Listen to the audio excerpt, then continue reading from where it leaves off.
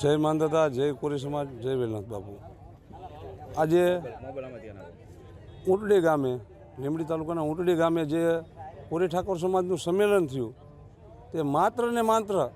આવનારી સ્થાનિક સ્વરાજની ચૂંટણી તાલુકા પંચાયત જિલ્લા પંચાયત એને આધીન કરવામાં આવ્યું છે। જે કોરી સમાજને જેના મત જે ટકાવારી પ્રમાણે છે તેના પ્રમાણમાં ટિકિટો આપવામાં નથી આવતી અને અન્યાય કરવામાં આવે છે। પછી કોઈ પણ પક્ષ હોય, જે પક્ષ કોરી સમાજ સાથે ન્યાય કરશે, કોરી સમાજ એની સાથે રહેશે। બસ આ એક જ ધ્યેય સાથે આ કોરી સમાજનું સંમેલન કરવામાં આવ્યું છે અને આવનારા દિવસોમાં જો કોઈ પણ પક્ષ કોરી સમાજને ન્યાય નહીં આપે તો આવનારા દિવસોમાં કોરી સમાજ એક મહાસંમેલન કરશે। જય માનધાતા, જય વેલનાથ। મિત્રો, આજે વિશ્વમાં 125 કરોડ સનાતનીઓમાંથી 26 કરોડનું પ્રતિનિધિત્વ આખા વિશ્વમાં સમસ્ત કોળી અને ઠાકોર સમાજ કરી રહ્યો છે, ત્યારે ગુજરાતમાં 40% પ્રતિનિધિત્વ, 2.5 કરોડનું પોપ્યુલેશન અને 1.5 કરોડનું સૌથી મોટું જંગી વોટિંગ પાવર અને 80 લાખ ઘર ધરાવે છે સમસ્ત કોળી અને ઠાકોર સમાજ। ત્યારે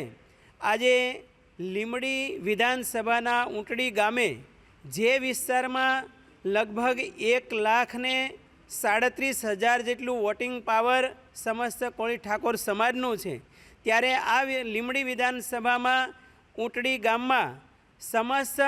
કોળી અને ઠાકોર સમાજનું મહાસંમેલન થયું અને એમાં વિવિધ મુદ્દાઓ જેમ કે શિક્ષણ, આ સમાજમાં સાક્ષરતાનું સ્તર વધે, અંધશ્રદ્ધાઓથી સમાજના ભાઈ બહેનો દૂર રહે અને સમાજ સંગઠિત થઈને રહે અને ભવિષ્યમાં આ સમાજના જે બાળકો છે એ યુપીએસસી જીપીએસની તૈયારી કરે અને ભવિષ્યમાં આઈએએસ અધિકારીઓ, આઈપીએસ અધિકારીઓ તૈયાર થાય એના માટેનું પણ ચિંતન થયું, જેમાં ગુજરાતભરના સમસ્ત કોળી ઠાકોર સમાજના સંતો, પૂજ્ય વાલજી બાપુ, પૂજ્ય લાભુગીરી માતાજી, દયારામ બાપુ, સાંઈનાથ બાપુ વગેરે સંતો પણ ઉપસ્થિત રહ્યા અને સમસ્ત કોળી ઠાકોર સમાજના ઉપર હંમેશા સંતોના આશીર્વાદ રહ્યા છે। અને હું તો ઈચ્છું કે ઉત્તર ગુજરાતમાંથી સદારામ બાપાના આશીર્વાદ, મધ્ય ગુજરાતમાંથી ભાથીજી મહારાજના આશીર્વાદ અને સૌરાષ્ટ્ર કચ્છમાંથી વેલનાથ બાપા અને માનધાતા મહારાજના આશીર્વાદ, આ ચતુર્વિધ પાયા એ હંમેશા સમાજનો એક સંગઠિત ભાગ રહ્યો છે। ત્યારે આજે ગુજરાતભરના લગભગ 100થી ઉપરના સંગઠનના પ્રમુખો પણ ઉપસ્થિત રહ્યા છે અને એ બધાય પ્રમુખો હંમેશા સમાજ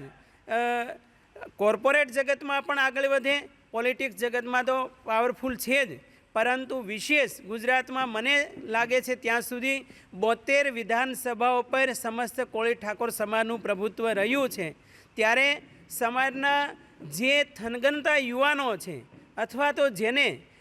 રાજકીય ક્ષેત્રમાં રસ ધરાવતા હોય એ પણ ભવિષ્યમાં એવી વિધાનસભાઓમાં ઊભા રહે અને આ સમાજ ભવિષ્યમાં પોલિટિક્સ પાવરમાં પણ આગળ વધે અને બિઝનેસમાં પણ આગળ વધે એવી શુભકામના કરું। જુઓ,